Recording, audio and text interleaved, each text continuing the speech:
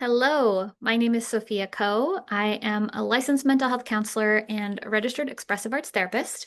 And today I'm going to demonstrate an activity that I call the three-part self, which can be used with clients in session. What we're going to need is a drawing pad or a sketch pad of some kind. Size doesn't really matter. I have the scribble pad here, as well as some type of drawing material, drawing implement.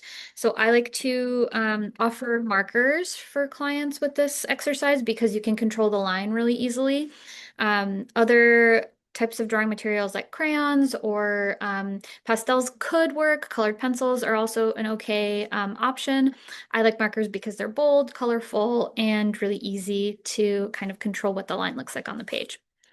We'll start by dividing our paper on a landscape format into three sections. And the first instruction I offer clients is to draw a representation of themselves in the past. So I tend to not give too much direction to clients with this, and there's a couple reasons why. So, one, especially if this is a newer client, I am really using this warm-up activity to gauge how comfortable or uncomfortable they are with ambiguity. So when I don't give a ton of instruction, are they going to be really, uncomfortable by that? Are they going to be able to participate in the activity? Is that going to stop them? Or will they kind of be able to navigate through that discomfort?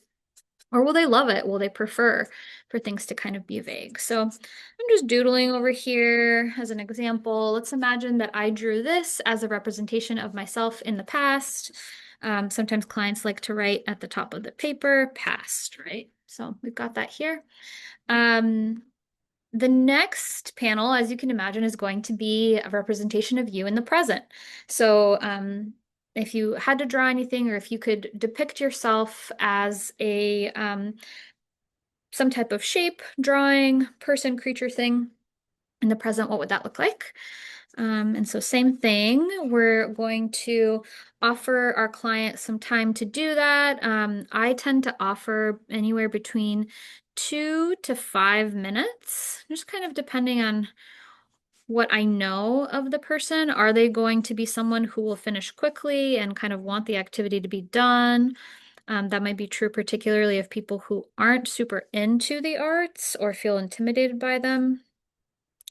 Or are they going to really want to take their time and kind of bring more detail, make their drawing, um, more textured, add colors, things like that. So based on what I know of the client, I may adjust what I offer in terms of the time frame, or I may also just say I'm gonna check back in with you in 2 to 3 minutes and we can see where you're at. If you want more time, I can offer more time. If you're done, we can finish. That's typically what I tend to say.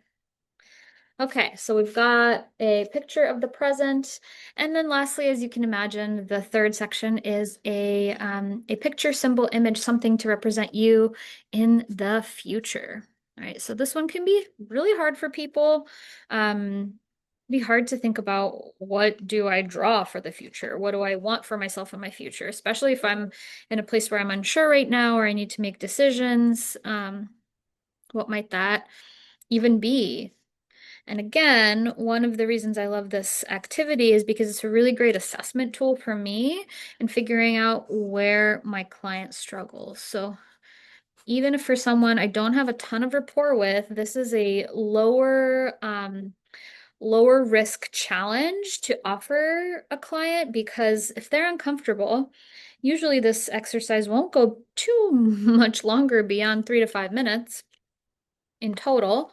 And they can tell me about it, right? I can start to better understand what are their growth edges, where are the places where they have fun, what types of media or materials do they prefer to use. So it's great to build rapport.